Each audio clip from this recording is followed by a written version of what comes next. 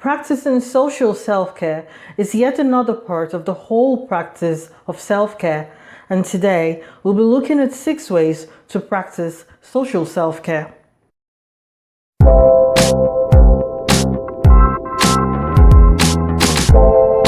Number 1, have healthy boundaries. Having boundaries is all about learning when to say yes and when to say no, and this is a crucial social self-care practice. A lot of people love to say yes to every single request that they cannot accommodate. That will lead to burnout. Now, while I love challenges and what I learn from overcoming them, I know when I'm taking on more than I can handle. Being kind and compassionate does not entail becoming a doormat or being a perpetual people pleaser. Learning how to politely decline an offer you're not comfortable with is a wholesome social self-care practice. Sometimes the word no and learning how to say no, nope, can save your mind and life. Sometimes you've really got to know how to say no without feeling an overbearing need to always explain yourself, as that's one of the fastest ways to reduce unnecessary stress. If you have no boundaries in your life, trust me, you're going to get stressed out. Learn to say no to wrong demands, to indecent behavior, strife, immoral exploitation, corruption, trauma, and everything that is not cool or good for you in any way.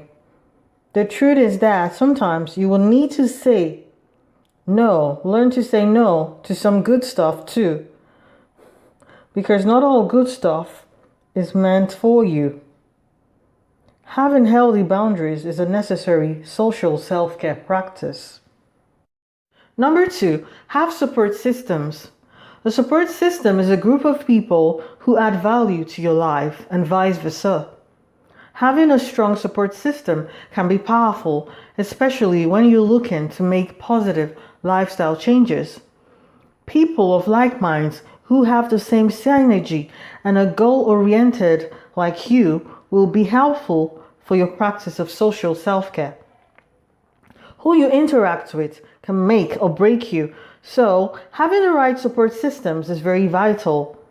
It is good to note that it is better to be all by yourself than to be among the wrong people. So if you do join a group of people, they have to be like-minded people, willing to have your back, have good intentions and aspirations for your well-being, and so much more. You know, sometimes we need someone to simply be there, not to fix anything or solve anything for us, but just to help us feel seen, heard, cared for, and supported. Like Oprah Winfrey says, surround yourself only with people who are going to lift you higher. Very well said. A hand to hold, an ear to listen. I am a strong person, but every now and again, I also need someone to take my hand and to say, everything will be all right. You feel me? Having a strong support system, private or public, like this club, is good for your social self-care practice. Number 3, positive social media. Yes, every now and again, we have to admit it. You need to limit your time in social media. Yet, you need to constantly expose yourself to the positive side of social media. Without the positive side of social media, how are we going to survive in this century of hyper-technology, this Gen Z this and Gen Z that society? In any case, the positive side of social media is very educative for any generation, and the ability of great-minded individuals to come on various platforms and talk about what they know and share useful life experiences is so helpful. You can now have mentors without needing to meet them in person. How cool is that? So cool if you ask me.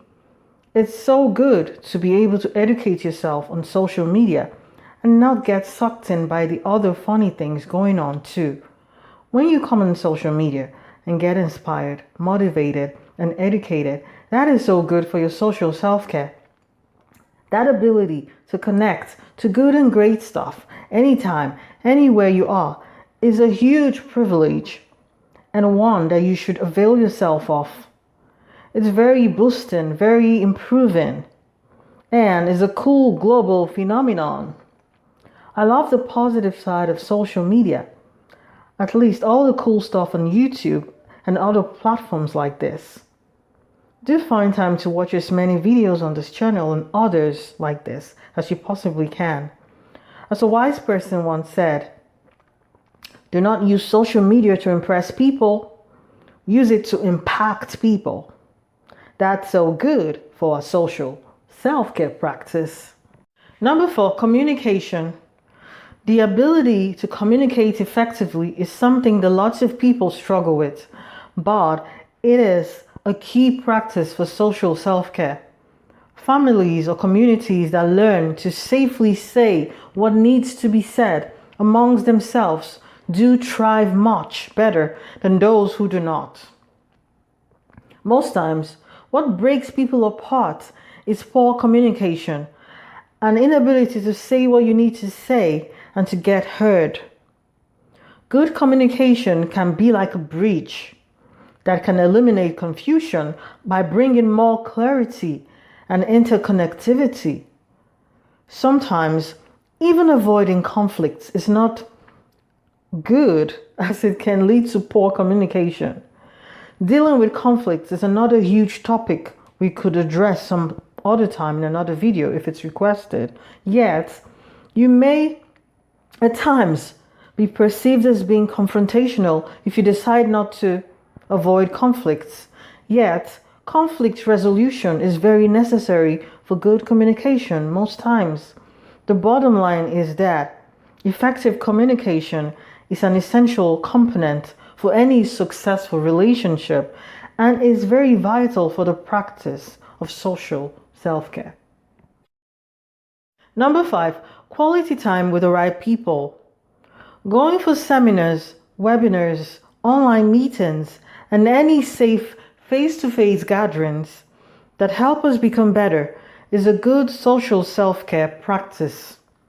Having cool meetings with positive and like-minded people is so rewarding and uplifting.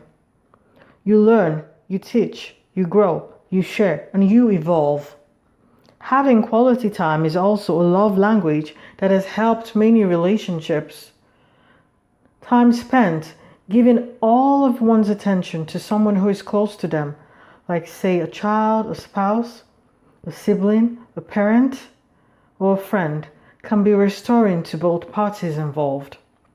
You know, the greatest gift you can ever give someone is your time, because time is precious, and when you dedicate your time, you are giving a part of your life that you will never get back. Spending quality time, not just quantity time, with the right people is very beneficial for the practice of social self-care. Number 6, ask for help. In order to remain strong, you need to ask for help when you need it. You do not have to do everything by yourself, and you do that not necessarily because you're weak, but because you want and need to remain strong. It's good to ask questions that are useful. It's good to ask for help when you need it. It's not a sign of weakness, but a sign of strength, a sign of courage. Sometimes asking for help is hard, yet it is the bravest move you can make. Asking for help is a good social self-care practice, as it can help you see new things and to check your ego. You do not have to do it all by yourself, so sometimes it's really okay to ask for help when you need it. So which of these social self-care practices resonates with you the most? Feel free to share with us in the comments. Thank you for watching. I love you.